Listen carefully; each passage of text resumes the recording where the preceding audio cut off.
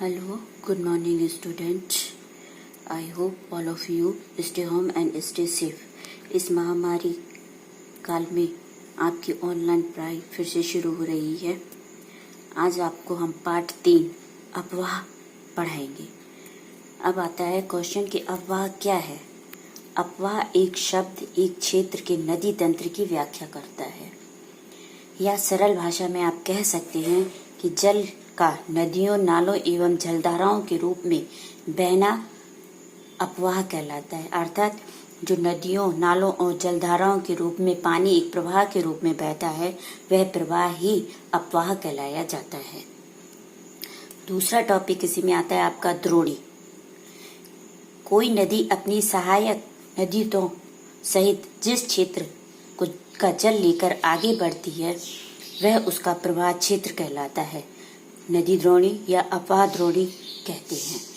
अर्थात द्रोणी क्या है? जब नदी अपनी सहायक नदियों के साथ मिलकर एक विशेष क्षेत्र का पानी लेकर आगे बढ़ती है अपने प्रवाह क्षेत्र के साथ, वह उसका प्रवाह क्षेत्र नदी द्रोणी या अफवाह तंत्र कहलाया जाता है। तीसरा आपका आता है जल विभाजक। दो नदी द्रोणियों को अलग अलग करने वाली, विभाजित करने वाली उच्च भूमि को जल विभाजक कहते हैं। प्रायद्वीपीय भारत में पश्चिमी घाट प्रमुख जल विभाजक है। अर्थात आपको इस चित्र के माध्यम से ज्यादा आसानी से समझ सकते हैं। जैसे आपके बुक में ये चित्र दिया हुआ है, देखिए आप इसको ध्यान से। जल विभाजक, ये नदियों का जल दो धाराओं में विभाजित हो रहा है, धारा आ और धारा बा। उसकी धरातल की एक ये उच्च भूमि जो इन दो धाराओं को अलग अलग कर रही है, ये उच्च भूमि आपकी कहलाई जाती है जल विभाजक। अर्थात अब क्लियर हो गया होगा कि जल विभाजक किसे कहते हैं। अर्थात दो नदी द्रोणियों को जो उच्च भूमि अलग करती है, उसको हम उच्च भूमि को जल विभाजक कहते हैं। अब आता है आपका भारत में अफवाह तंत्र। भारत में बहुत सी नदियां प्रवाहित होती हैं, गंगा, यमुना, ब्रह्मपुत्र, गोदावरी, कृष्णा। ये सारी नदियों का अफवाह तंत्र जो है भारत को दो भागों में विभाजित करता है, हिमालय की नदियां और दूसरा प्रायद्वीपीय नदियां। इससे ज्यादातर संबंधित क्वेश्चन आपको आ जाते हैं। हिमालय नदियों की विशेषताएं लिखिए, प्रायद्वीपीय नदियों की विशेषताएं लिखिए, या दोनों नदियों में क्या अंतर है, इस तरह के आपके क्वेश्चन आ जाते हैं। जिसमें आज अभी हम सबसे पहले आपको पढ़ाएंगे हिमालय की नदियों की विशेषताएं। सबसे पहला पॉइंट आता है हिमालय की नदियां 12 होती हैं। अर्थात हिमालय से निकलने वाली नदियां जितनी भी हैं वो 12 महीने अपने जल के साथ हमेशा प्रवाहित होती रहती हैं। दूसरा इसमें है, इनमें वर्ष भर पानी रहता है, क्योंकि इन्हें वर्षा के अतिरिक्त ऊंचे पर्वतों से पिघलने वाले हिम द्वारा जल प्राप्त होता है। अर्थात इन नदियों में वर्ष भर पानी तीव्र गति से प्रवाहित होता है, क्योंकि इनमें वर्षा के जल के अतिरिक्त ये नदियां हिमालय की ऊंचे हिमखंडों से निकलती हैं, तो पिघलते हुए हिम का पानी भी इसे प्राप्त होता है। इसीलिए इस नदियों में 12 महीने पानी रहता है और इसीलिए इन्हें 12मासी नदियां भी कहते हैं। तीसरी विशेषता आपकी आती है कि हिमालय की दो प्रमुख नदियां सिंधु, ब्रह्मपुत्र हिमालय के उत्तरी भाग से निकलती हैं। चौथा आपका आता है, इन नदियों ने पर्वतों कर काटकर गार्जों का निर्माण किया है। हिमालय की नदियां जब ऊंचे पर्वतों से निकलती हैं तो इनकी गति बहुत तेज होती है और ये पर्वतों की चोटियों को काटकर गार्जों का निर्माण करती हैं। पांचवा आता है, ये नदियां अपने साथ भारी मात्रा में सिल्ट एवं बालू बहा कर लाती है। बालू अर्थात रेत, ये अपने साथ बहुत सारा बालू बहा कर लाती हैं और मैदानी क्षेत्रों में गति धीमी होने के बाद इन क्षेत्रों में ये बिछा देती हैं। ये नदियां अपने मध्य एवं निचले भागों में विसर्प एवं गोखुर झीलों का निर्माण करती हैं। सातवां आता है आपका, अंत में ये नदियां डेल्टाओं का निर्माण करती हैं।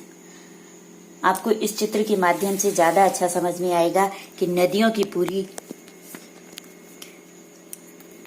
नदियों का प्रवाह तंत्र आपको समझ में आएगा। लेकिन इससे पहले ये गार्ज का चित्र देखिए कि नदियां हिमालय नदी के स्रोत से जहां से निकलती हैं, गहरी घाटियों का निर्माण यानी गार्जों का इस तरह निर्माण करती हैं।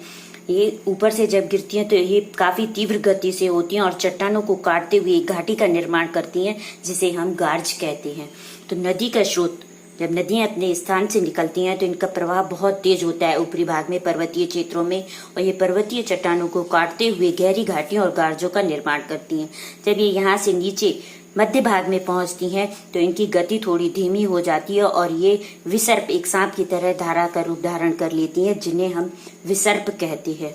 और जब ये थोड़ा और आगे आती हैं तो इनकी गति धीमी हो जाती है और ये अपने साथ लाए हुए मलबे को धीरे धीरे वहां बिछाने लगती हैं, जिसे कुछ हिस्सों में कुछ टुकड़े कटकर उस नदी से, समुद्र से अलग हो जाते हैं, जिसे हम ये गोखुर झील कहते हैं। जिस तरह आप ये देख रहे हैं कि ये एक नदी का हिस्सा इस नदी से अलग सा दिखाई दे रहा है, इसे हम गोखुर झील कहते हैं।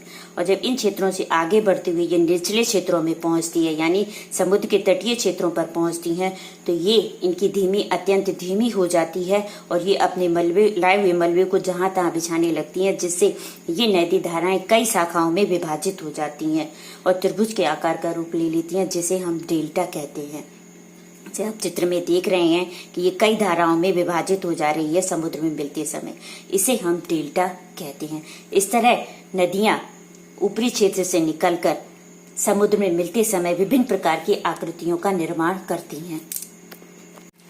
अब आता है आपका प्रायद्वीपीय नदियों की विशेषताएं। पहला पॉइंट है, प्रायद्वीपीय नदियां मौसमी होती हैं क्योंकि इनका प्रवाह वर्षा पर निर्भर करता है। क्योंकि प्रायद्वीपीय भारत की नदियां छोटे छोटे पठारों, पर्वतों से निकलती हैं, इसलिए इनमें पानी की मात्रा कम रहती है और वर्षा का पानी ही इसमें रहता है। ये नदियां अधिकांशतः ग्रीष्म ऋतु में सूख जाती हैं, या जो कुछ बड़ी नदियां हैं उनमें जल की मात्रा कम हो जाती है। दूसरा, हिमालय की नदियों की तुलना में लंबाई कम होती है। हिमालय की से निकलने वाली नदियों की लंबाई अधिक होती है, जबकि प्रायद्वीपीय भारत की नदियों की लंबाई कम होती है।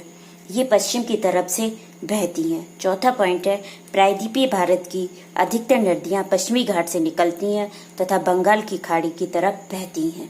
अर्थात ये नदियां पश्चिमी घाट से निकलकर बंगाल की खाड़ी में गिरती हैं। इस तरह आपने देखा अपवाह, जल विभाजक, द्रोणी और हिमालय और प्रायद्वीपीय नदियों की विशेषताएं। आज के लिए बच्चों इतना ही काफी। अब आगे का चैप्टर दूसरे वीडियो में